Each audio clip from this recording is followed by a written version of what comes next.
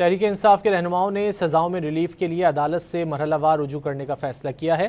سابق M P اے جنید افضل شاہی کو اسی حکمت عملی کے تحت سرنڈر کروایا گیا ہے۔ مزید جانتے ہیں ڈان نیوز کے نمائندے میاں شعیب سے۔ میاں شعیب، مزید کیا معلوم ہو سکا؟